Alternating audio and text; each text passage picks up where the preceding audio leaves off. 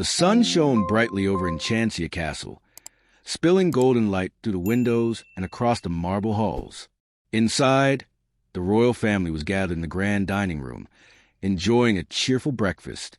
Queen Miranda was pouring tea, Amber was carefully cutting her pancakes into perfect squares, and Sofia was giggling at Clover, who had somehow managed to get syrup all over his whiskers. But Prince James looked distracted. He was stirring his porridge with a sigh. King Roland noticed. "Something on your mind, son?" James looked up. "It's just being a prince is fun and all, but sometimes I wonder what it would be like to make the big decisions. Like you do, father." Amber smirked. "You mean actually being responsible for once?" James frowned. "Hey, I could be responsible." Sofia smiled gently. "I think you'd make a great king someday, James. You always try to do what's right, even if it doesn't always go perfectly." King Roland chuckled. "Well, it just so happens that your curiosity comes at a perfect time. I have an idea."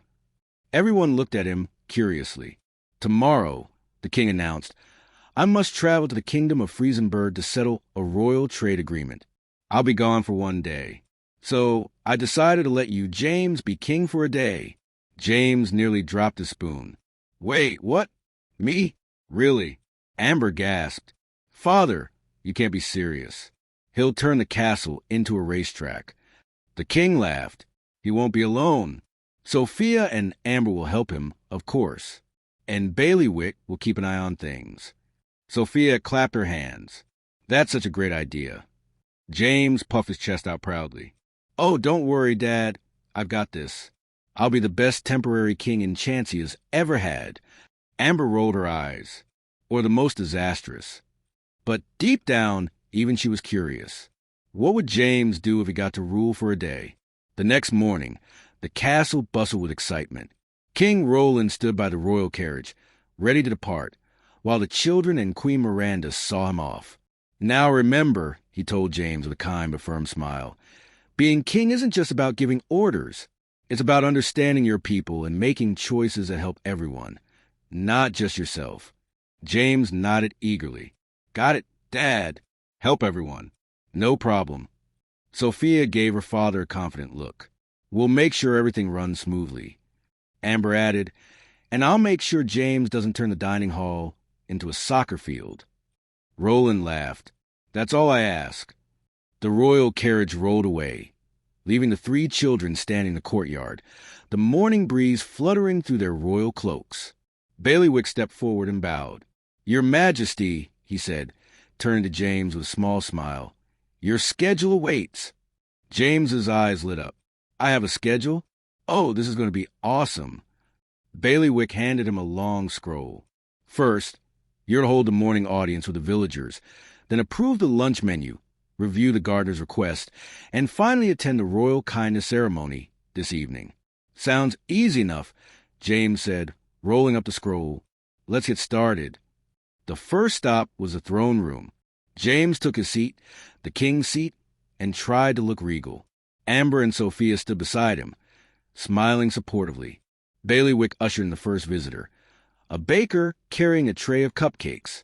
"Your Majesty," the baker said nervously, "I'd like to request permission to sell my new honey cakes at the castle festival." James grinned. "Honey cakes? Approved. And make sure I get the first batch." The baker bowed happily.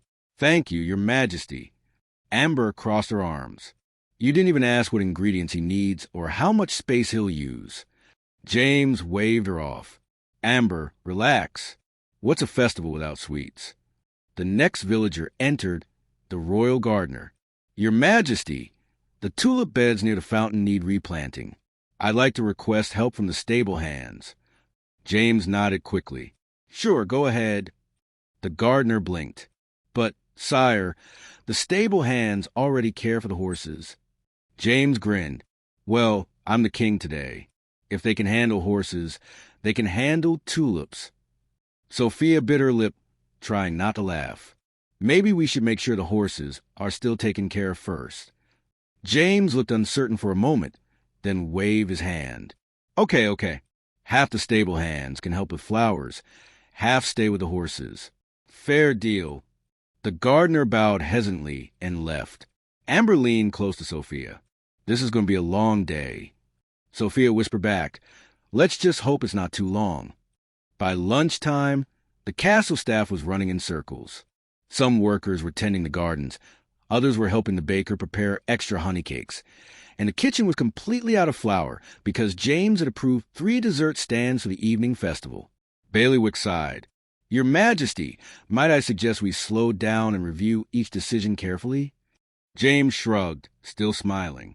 "Bailiwick, I'm just making everyone happy. Isn't that what a good king does?" Sophia's eyes softened. "Sometimes, yes. But a good king also makes sure that one person's happiness doesn't cause another's trouble." James looked thoughtful, then frowned as a loud crash echoed from outside, followed by a stable boy shouting, "The horses are in the tulips again." Amber groaned. "Oh no, here we go." By midday, Enchancia Castle no longer looked like the calm and polished home it usually was. The once perfect gardens now resembled a battlefield of broken tulips, spilled soil, and confused horses. The sweet smell of honey cakes filled the air, but so did the frantic shouts of cooks, gardeners, and guards running in all directions. Sophia, Amber, and Clover hurried into the courtyard, skirts swishing and hearts pounding. Bailiwick was already there, trying to untangle a rope that had somehow been tied around a horse and a wheelbarrow. "Your Majesty," Bailiwick said between gritted teeth, "might I suggest that perhaps approving all these changes at once wasn't ideal?" James blinked at the chaos. "Okay, so maybe things are a little out of hand." Amber crossed her arms. "A little?" "James, there's frosting on the Royal Guard helmets." Sure enough, 2 guards marched past, covered in whipped cream, while a group of children laughed nearby. The baker, holding a tray of cupcakes, smiled apologetically. "I may have tested a few too many recipes, Your Majesty." Sophia tried to hide her smile. "James, I think it's time to organize things before Dad comes home and finds the castle turned into a bakery stable." James frowned. "I just wanted to make everyone happy." Amber sighed, her tone softening. "We know, but sometimes making everyone happy just makes everything messy." Clover, licking frosting off his paw, added, "Tell me about it. The kitchen's out of carrots, and that's a royal crisis in my book." Sophia gently placed a hand on her brother's shoulder. "Hey, maybe this is your chance to learn what being king really means. Why don't we go talk to the villagers and find out what they need most? That's what Dad would do." James nodded slowly. "You're right. If I'm going to be a king, I should act like one." The 3 siblings set off toward the village square. It was usually calm and cheerful, but today it buzzed with unusual energy. The villagers were all talking at once. Some about the extra honey cakes, others about the stable hands missing from the stables, and one man who complained that the tulip field was blocking the delivery carts. James took a deep breath and climbed onto a wooden bench. "Attention, everyone," he shouted. "Your king, well, your temporary king, is here to listen." The crowd quieted. A small girl with freckles stepped forward, clutching a wilted flower. "Your Majesty, my mama says the horses trampled the tulips, and now there's no flowers for the festival." An older man added, "And my cart can't get through because of all the extra dessert stalls." James felt his face heat up. "Oh, I didn't think about that." Sophia whispered softly beside him, "That's okay.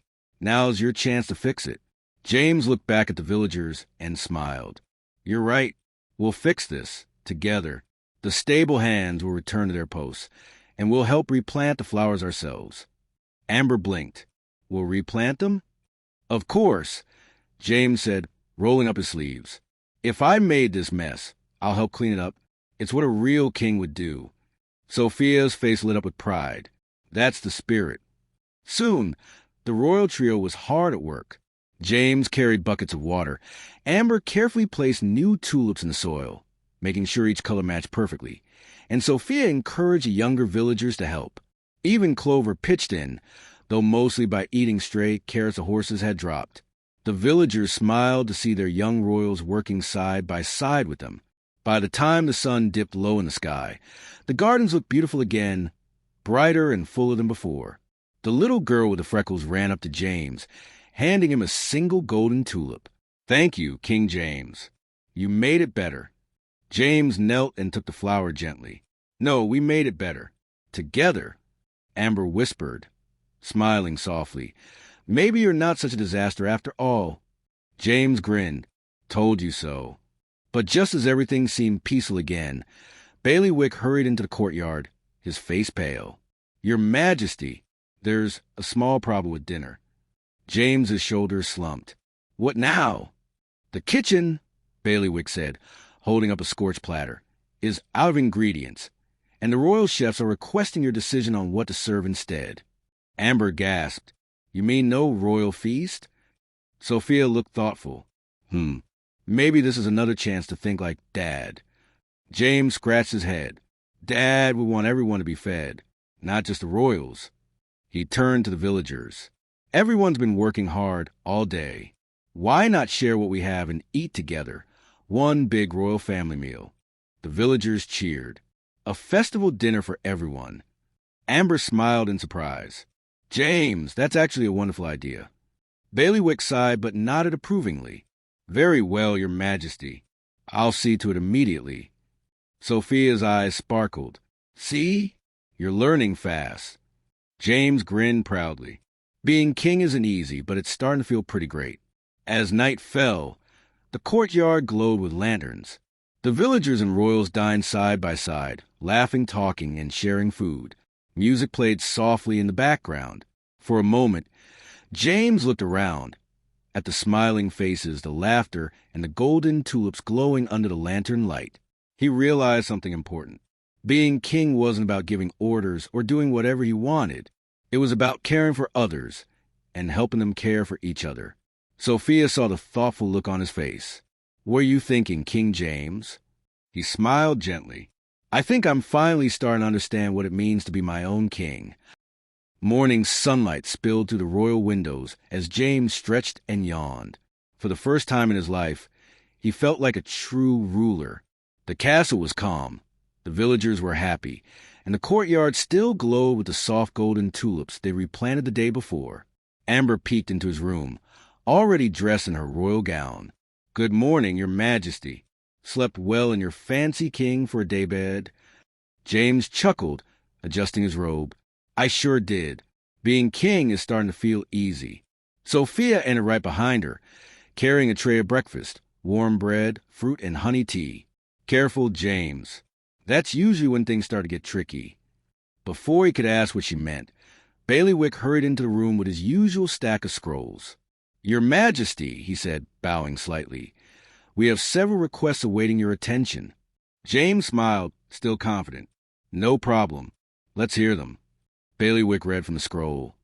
"First, the blacksmith has requested more time to complete the festival decorations. Second, the baker says he's short on flour and sugar after yesterday's feast. Third," he hesitated, clearing his throat, "the farmers from Easter Meadow are requesting help with their damaged fences. Apparently, some of the royal horses wandered too far last night." Amber's mouth fell open. "Oh no, the tulip horses." James rubbed the back of his neck. Maybe I forgot to close the stable gate."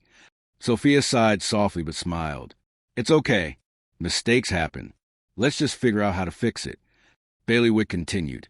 "And lastly, Your Majesty, the royal treasurer requests your approval for the upcoming Courage Games, the same day as the Royal Kindness Ceremony."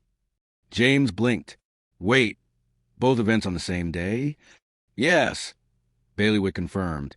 "Your father usually hosts one, not both, because the staff can only prepare for a single major event." James frowned. "But everyone loves the Courage Games, especially the kids. And the Kindness Ceremony honors all the hard-working villagers. How can I choose?" Amber crossed her arms. "You can't just have both, James. The castle staff will collapse from exhaustion. But if I cancel one, people will be disappointed," he said, pacing. "Being king means making people happy, right?" Sophia shook her head gently.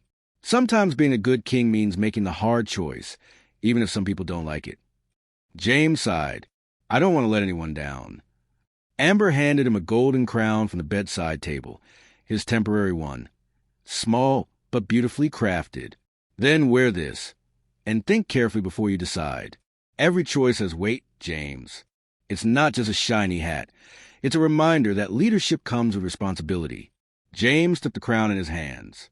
It gleamed softly in the light, heavier than it looked. For the first time, he understood why his father always seemed thoughtful before making a decision. After breakfast, James decided to see the people himself. He walked through the village with Sofia and Amber beside him, greeting the bakers, farmers, and blacksmiths. At the bakery, the baker smiled kindly.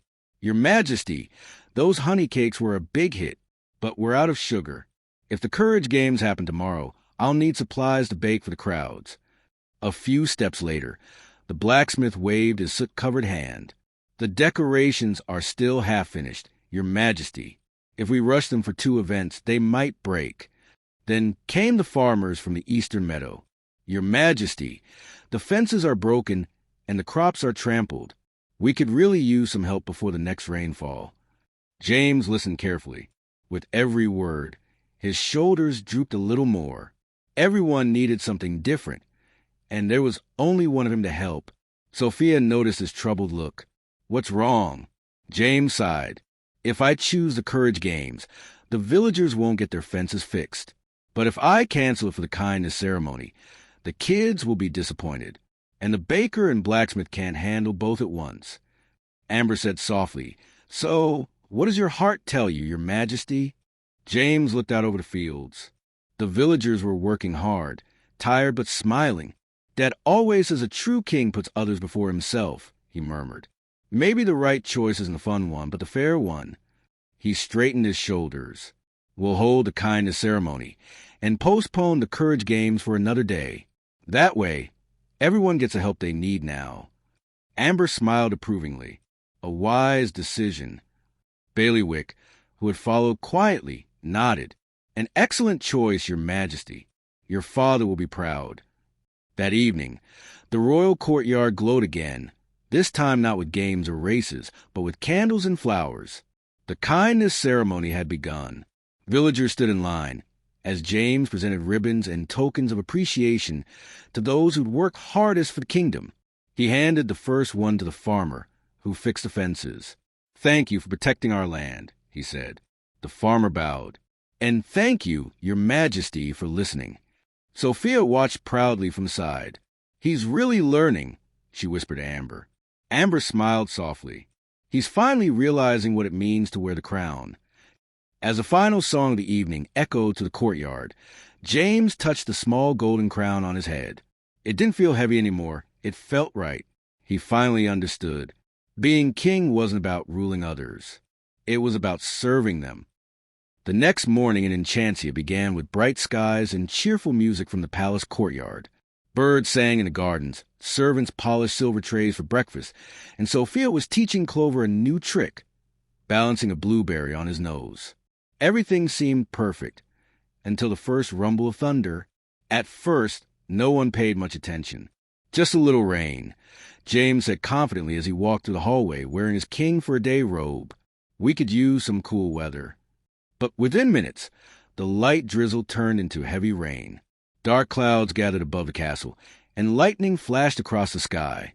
Amber hurried to the window, frowning.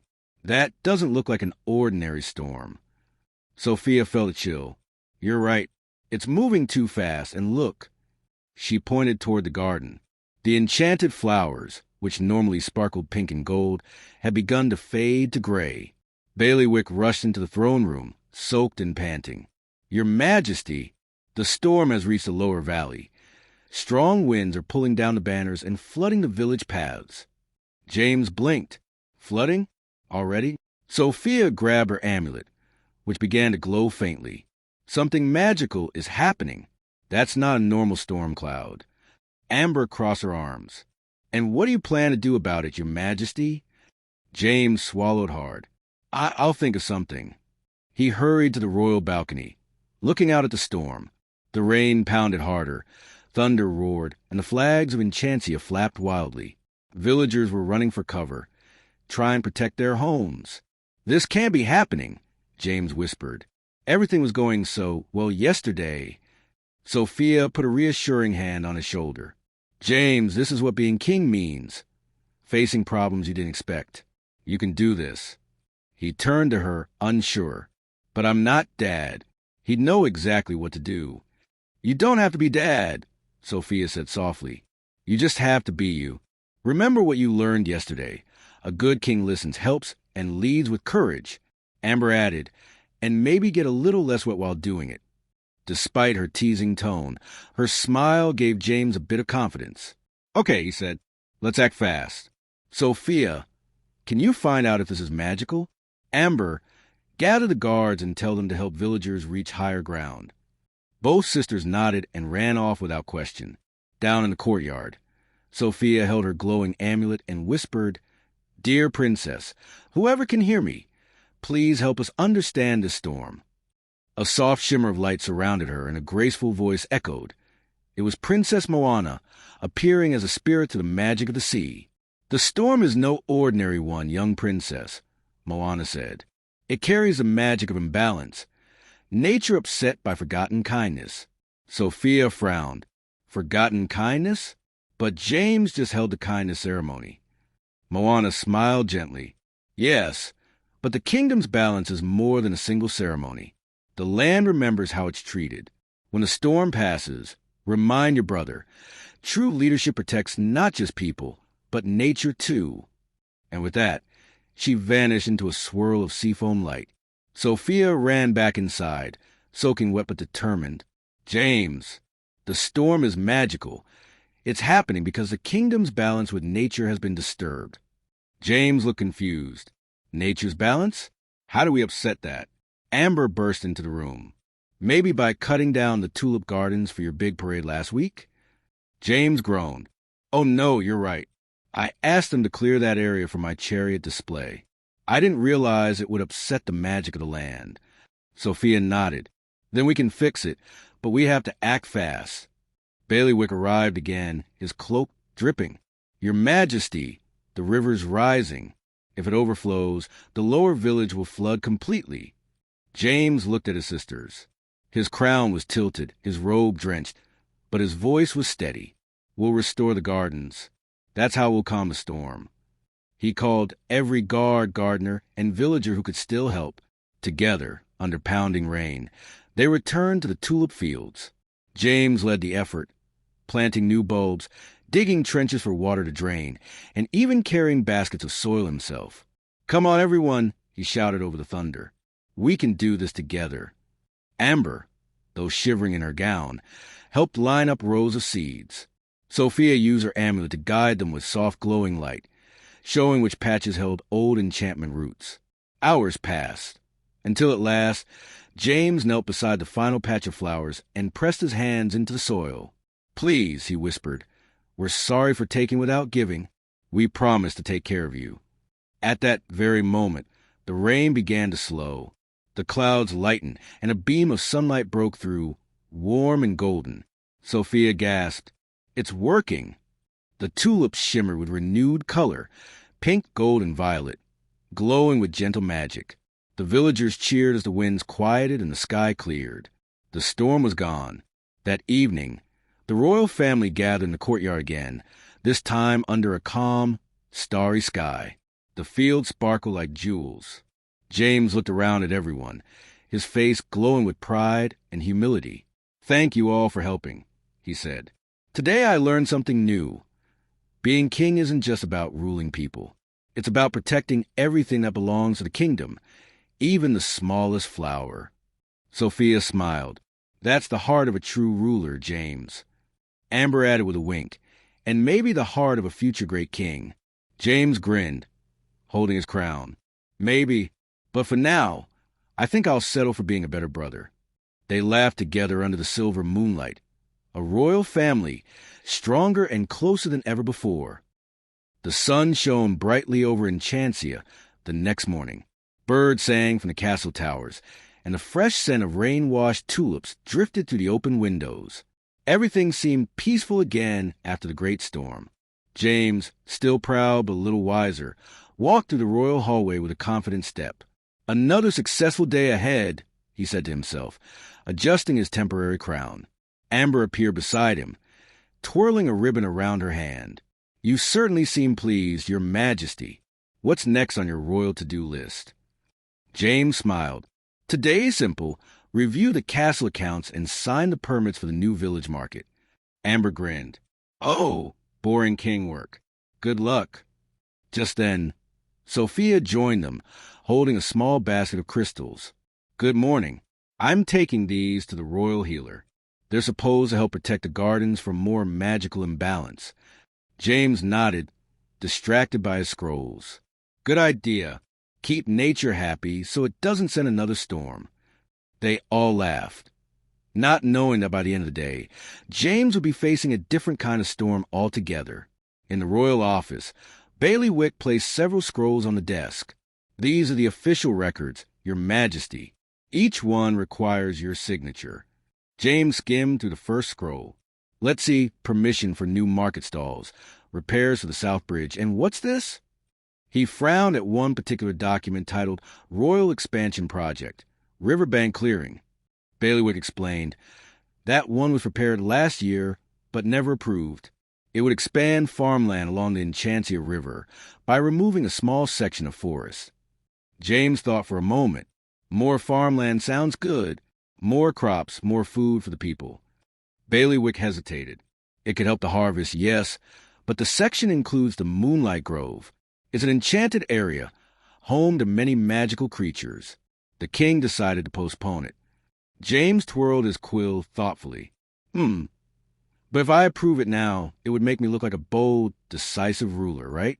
Bailiwick opened his mouth to object, but James had already dipped the quill in ink and signed. "Done. The people will thank me for this."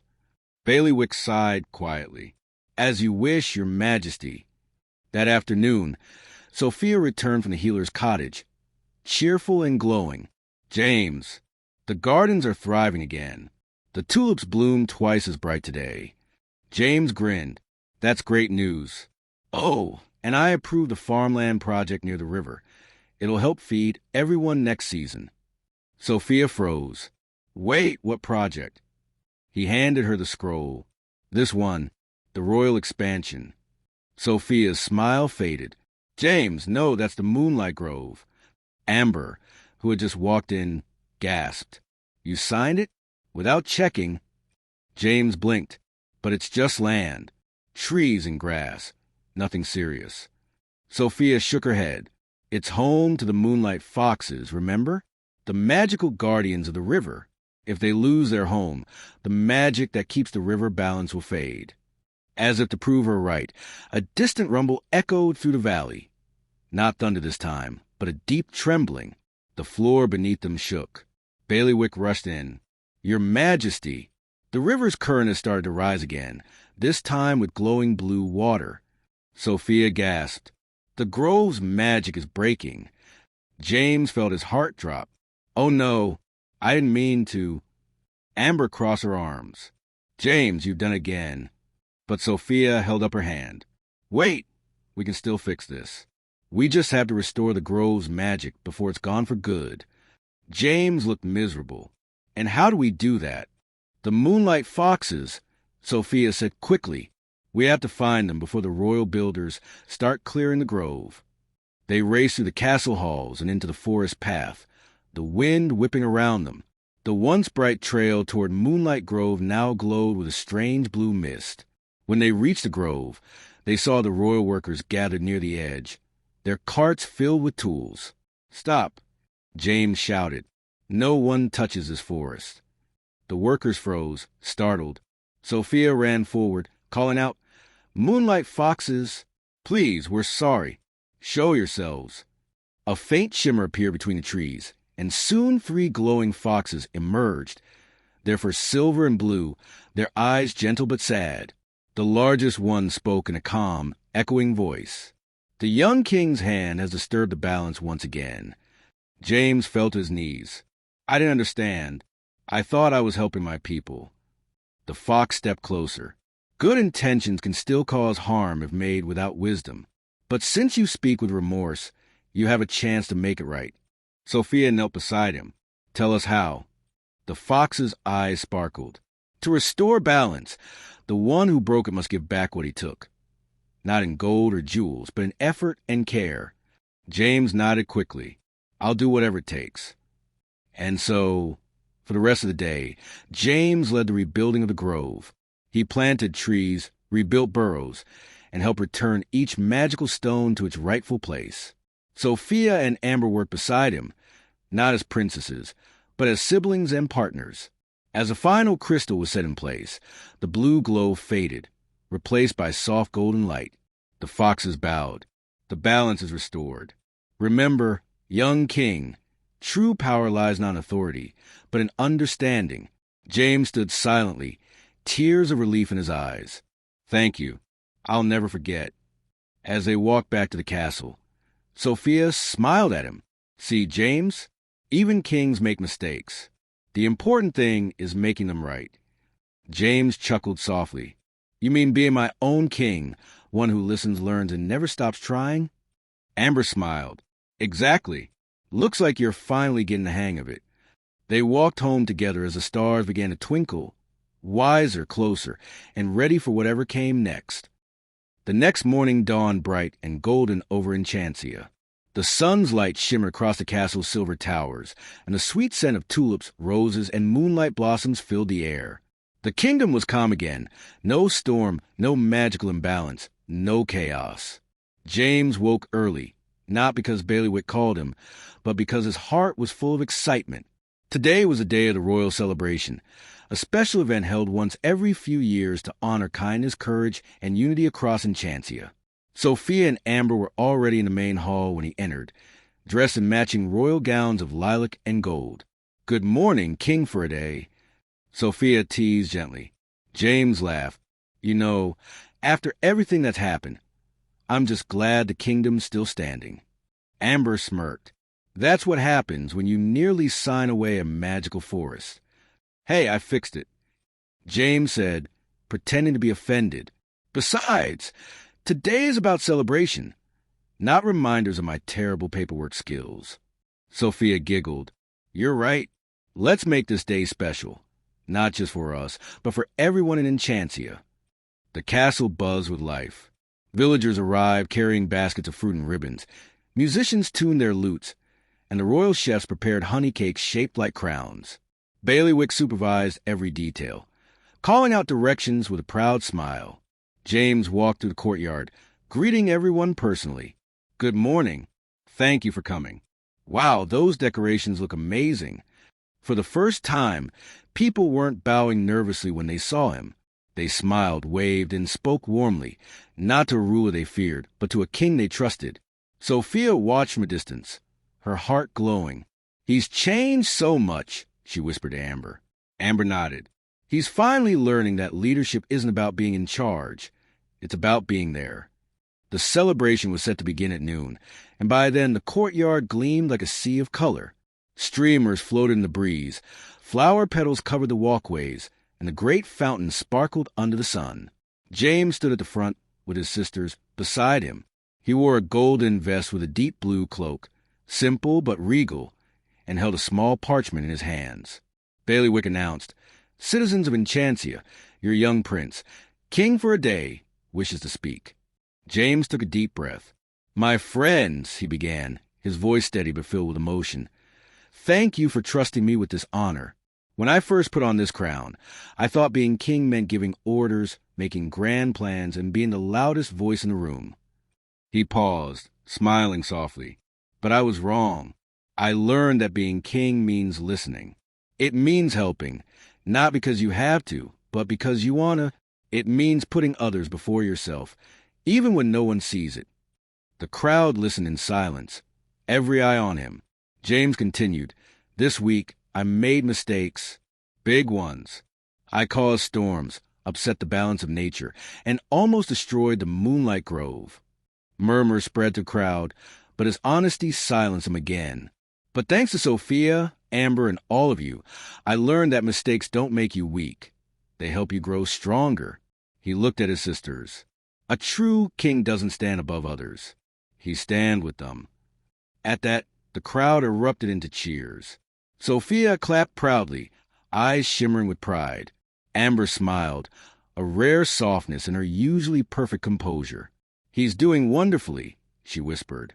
Bailiwick dabbed at his eyes discreetly with a handkerchief. Quite inspiring, Your Majesty." After the speech, the celebration truly began. The musicians struck up a lively tune, and the villagers danced in circles around the courtyard. Sofia joined a group of children, teaching them a simple waltz, while Amber oversaw the tea tables, ensuring the pastries were perfectly aligned, of course. James helped serve honey cakes to the farmers, poured lemonade for the stable hands, and even laughed when one of the younger children placed a daisy crown on his head. "Look, Mama," the little girl said proudly. "The kings wear my crown." James bent down with a grin. "I think this crown suits me even better than gold." The girl giggled, and Sofia smiled from across the courtyard, seeing just how far her brother had come. As evening approached, the celebration continued under glowing lanterns. The moonlight foxes, invisible to most, appeared briefly near the castle's edge, therefore shimmering faintly. Sofia saw them and smiled, whispering, "Thank you." One of the foxes bowed its head, replying softly, "He has learned well." When the music quieted and the last lanterns flickered, James stood once more before his people.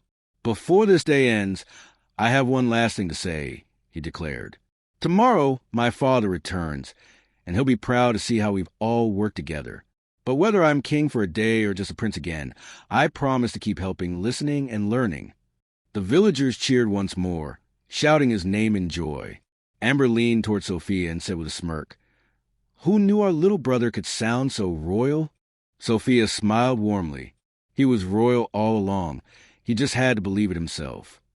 As fireworks lit the sky in brilliant shades of pink and gold, the royal siblings stood side by side, not as king and princesses, but as family.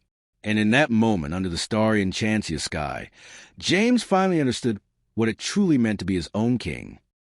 Morning sunlight streamed to the castle windows as Enchancia awoke to a new day. The echoes of last night's celebration still lingered, laughter, music, and fireworks that had painted the sky in every color. But today was special for another reason. The real King Roland was returning home. Sofia, Amber, and James stood in the courtyard, waiting by the grand gates. The royal banners fluttered in the soft breeze, and Bailiwick stood proudly beside them. "Everything's perfect," Amber said, inspecting her reflection in a silver plate. "Father mustn't think we've turned the castle into chaos." Sofia giggled. "I think he'll be proud of us, especially of James." James rubbed the back of his neck, looking both nervous and proud. "I just hope he doesn't find out about the 3 disasters that happened while he was gone." Amber gave him a playful nudge. "Oh, I'm pretty sure he'll find out. But the important thing is how you fix them." Sofia smiled at him gently. "And how much you've grown." Moments later, the sound of royal trumpets filled the air. The golden carriage rolled through the gates, escorted by the royal guards. King Roland and Queen Miranda stepped out, waving at the cheering villagers. "Welcome home," everyone shouted. Sofia ran to hug her mother, while Amber gave a graceful curtsy. James stepped forward and bowed low. "Welcome back, father." King Roland smiled warmly, resting a hand on his son's shoulder. "So, how did my young king manage the kingdom?" James looked up, hesitating for just a second. "Well, there were a few surprises." Amber laughed softly. "That's putting it mildly." Sofia giggled. "But he did a wonderful job in the end." King Roland raised an eyebrow, amused. "I can't wait to hear about it." Later that morning, the royal family gathered in the garden for breakfast. The table was laid with fresh fruit, warm pastries, and golden honey. Birds chirped above them as the tulips shimmered in the sunlight. Alive again thanks to the children's hard work. King Roland leaned back in his chair. "So, tell me everything. What happened while I was away?" James took a deep breath. "It started well. I wanted to be a strong king, someone who made big decisions. But I didn't really understand what that meant. I caused some trouble, made a few bad choices, and learned some hard lessons." Queen Miranda smiled gently. "That's how every leader learns, James." He nodded. "At first, I thought being king was about giving orders. But Sofia and Amber showed me it's about listening to the people, to nature, even to myself. Amber added proudly. He faced a magical storm, fixed a broken forest, and even restored the Moonlight Grove. King Roland looked surprised. You went into the Moonlight Grove? James nodded. Yes, I made a mistake there. But I fixed it, and I finally understood something.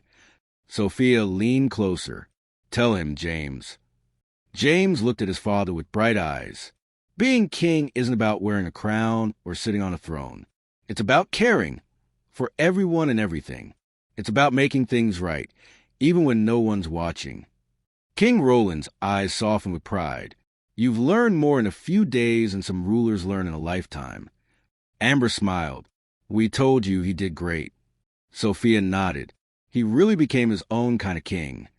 After breakfast, King Roland took James aside to the royal balcony overlooking the valley. The field stretched out before them, green and gold, alive and peaceful once again. You remind me of myself when I first became king, Roland said quietly. I thought it was about power too, but the real strength of a ruler comes from heart and humility. James looked thoughtful. So, do you think I could be a good king one day? Roland smiled, resting a firm hand on his son's shoulder. You already are, James. You led your people with courage and learned from your mistakes. That's what true kings and good men do. James smiled a little shyly. Thank you, Father. They stood together for a moment, watching the sunlight glimmer over Enchancia's rooftops. Then Roland said, Now, since I'm officially back, perhaps you'd like to take a well-deserved rest? James grinned. Honestly, I think I'd rather help Sofia in the garden today. It's peaceful there. Roland laughed. You truly are my son.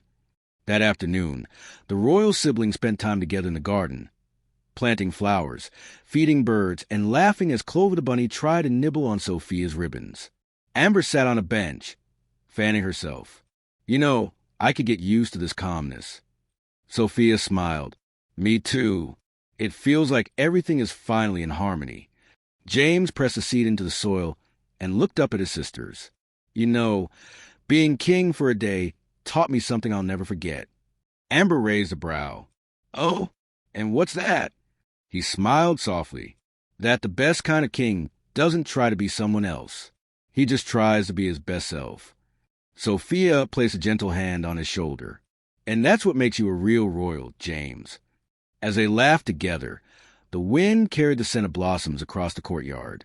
The tulips glowed faintly, as if the land itself was smiling in approval.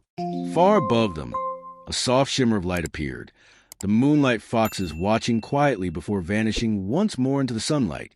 That night, as stars blanketed the Enchancia sky, James placed his golden crown on his bedside table. He looked at it, smiling peacefully. I may not be king tomorrow, he whispered, but I'll always remember how it felt to lead with heart. Sofia peeked into his room, smiling. Good night, your majesty. He laughed softly. Good night, princess. And as the moonlight poured through the windows, the castle of Enchancia rested, its royal family closer than ever, their hearts joined by kindness, courage, and the promise of a bright tomorrow. Sparkles crown the end. Crown sparkles.